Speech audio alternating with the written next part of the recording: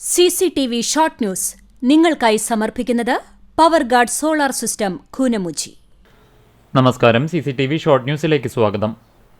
കുന്നംകുളം നഗരസഭയിൽ സ്ഥിരം സമിതി അധ്യക്ഷരെ തിരഞ്ഞെടുത്തു.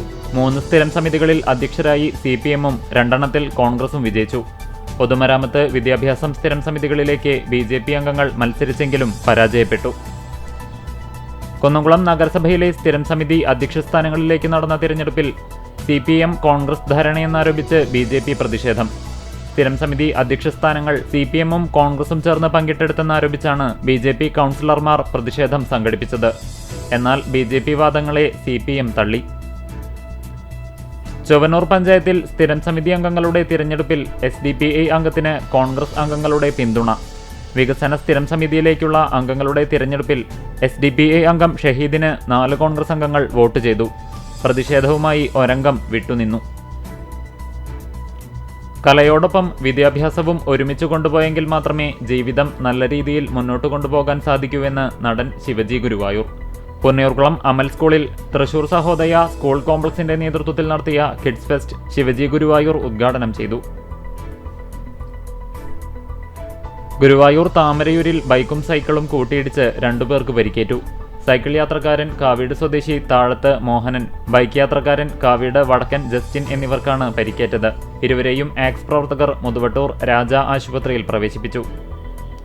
ചൂണ്ടൽ ലേഡി ഇമ്മാക്കുലേറ്റ് ഗേൾസ് ഹൈസ്കൂളിൽ പുതുതായി നിർമ്മിച്ച സ്റ്റേജിന്റെ ഉദ്ഘാടനം നടന്നു. CMC Nirmala province mother superior sister Sally Paul സ്റ്റേജിന്റെ ഉദ്ഘാടനം നിർവഹിച്ചു.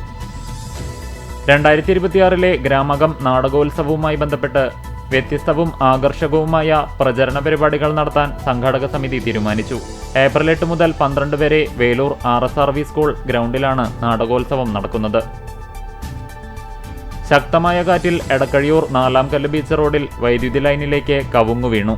മേഖലയിൽ മണിക്കൂറുകളോളം വൈദ്യുതി തടസ്സപ്പെട്ടു. തുടർന്ന് നാട്ടുകാർ KCB ഉദ്യോഗസ്ഥരെ വിവരമറിയിച്ച് വൈദ്യുതി വിതരണം പൂർവ്വസ്ഥിതിയിലാക്കി. എരുമപ്പെട്ടി ഗവൺമെന്റ് ഹയർ സെക്കൻഡറി സ്കൂളിലെ ലൈബ്രറിയിലേക്ക് പൂർവ്വ വിദ്യാർത്ഥിയായ മോഹൻ അമ്പലപ്പാട്ട് രചിച്ച പുസ്തകം സമ്മാനിച്ചു. സ്കൂളിലെ 1970-71 10ാം ക്ലാസ് ബാച്ചിലെ വിദ്യാർത്ഥിയാണ് മോഹൻ അമ്പലപ്പാട്ട്. പുരാവസ്തു വകുപ്പിന്റെ കീഴിലുള്ള ചെറുമനങ്ങാട് കുടക്കല്ല് പറമ്പിൽ പരിപാലനം മാസങ്ങളായി മുടങ്ങിക്കിടക്കുന്നെന്ന് പരാതി.